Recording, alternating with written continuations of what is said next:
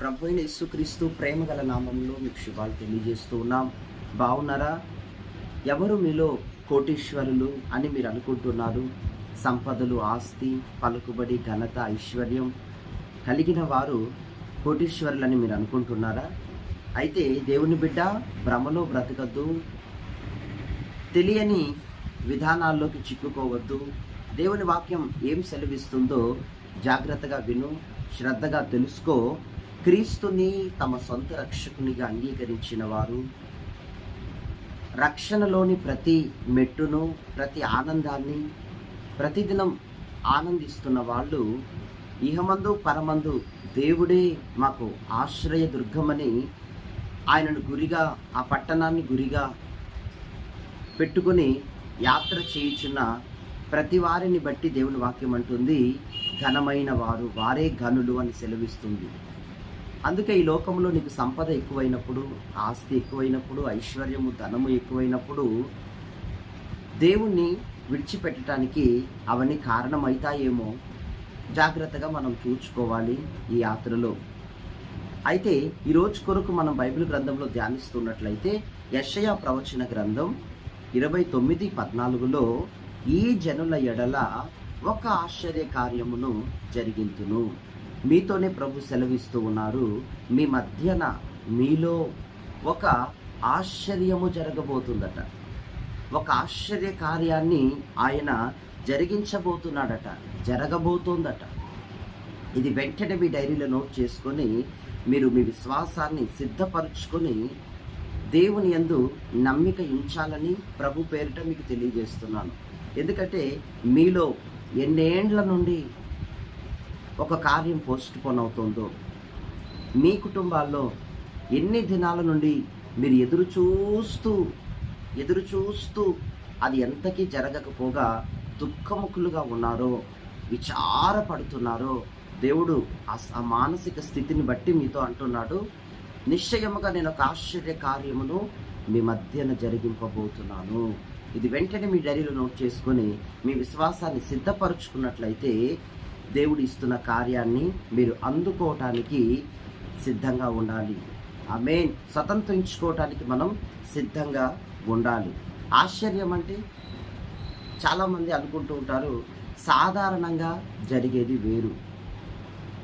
కొన్ని కార్యాలు చాలా సాధారణంగా ఉంటాయి, అంతా సాధారణంగా. కొందరు అంటారు విశ్వాసులు, మాకు అంత సాధారణంగా జరిగింది, సాధారణ విధానాల్లో కార్యము జరిగింది అని అంటూ ఉంటారు కదా.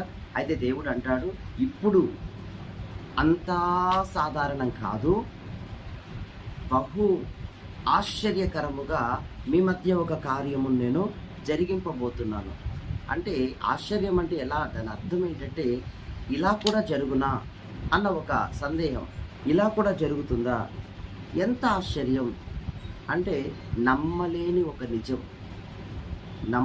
ఒక నిజమే ఆశ్చర్యమైన కార్యము. హల్లెలూయా. మీరు అనుకోవచ్చు, నా జీవితంలో ఆశ్చర్య కార్యము జరిగితే తప్ప ఇది ముందుకు వెళ్ళదు అని మీకు అనిపిస్తూ ఉండొచ్చు. నిజంగా నేను చూస్తున్నాను, సేవలో ప్రతి దినము, ప్రతి రోజు, ప్రతి కార్యము దేవుని ఎదుట ఉంచినప్పుడు ఆయన దీన్ని ఎలా చేస్తారా, ఇది చాలా క్రిటికల్గా కూడినటువంటి సందర్భం, ఈ పొజిషన్ చాలా కష్టతరమైనది, ఇది ఎలా జరిగిస్తారా అని అనుకున్నప్పుడు దాన్ని చాలా సవివరంగా, చాలా త్వరగా దేవుడు చేస్తున్నట్టుగా నేను చూస్తున్నాను. చాలా ఆశ్చర్య కార్యం దేవుడు చేస్తాడు. దేవుడు జరిగించే దేవుడు. ప్రతిదినం ఆశ్చర్యకరమే. ఒకరోజైతే పుట్టుకతో కళ్ళు లేని ఒక యవనస్తురాలికి ఒక ఆరాధనలో జస్ట్ ఆమె పాలు పొందారు.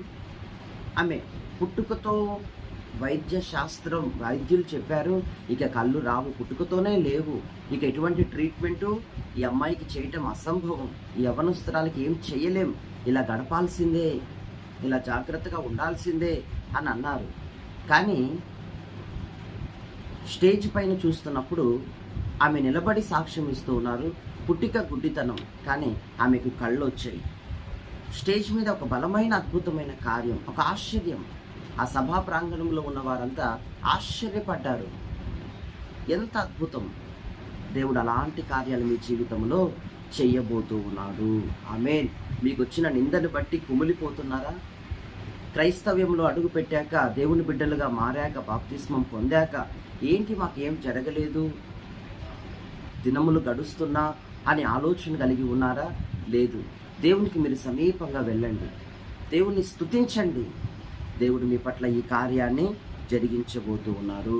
మీ పిల్లల చదువుల విషయంలో, హయ్యర్ స్టడీస్ విషయంలో, వారి యొక్క ప్రవర్తన విషయంలో ఒక ఆశ్చర్యమును దేవుడు చేయబోతూ ఉన్నాడు.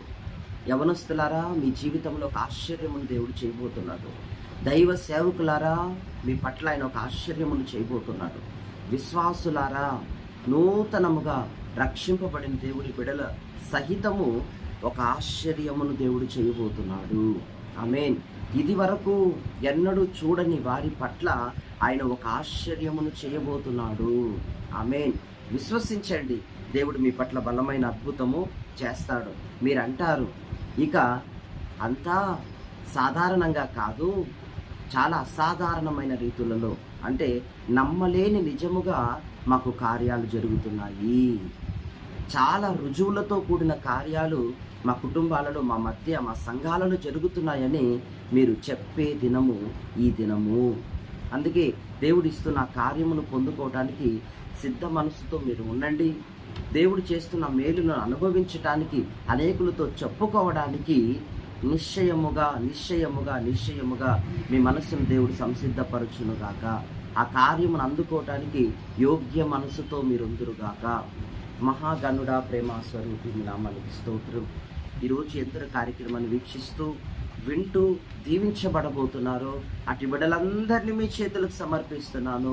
వారి కంట కన్నీరు తుడిచివేయండి అయ్యా. ఏ కార్యము కొరకు వారు ఎదురు చూస్తున్నారో ఆ కార్యము పట్ల అయ్యా బహు ఆశ్చర్యముగా మీరు ఆ కార్యాలను జరిగించమని మీ హస్తాలకు అప్పగిస్తున్నాం తండ్రి.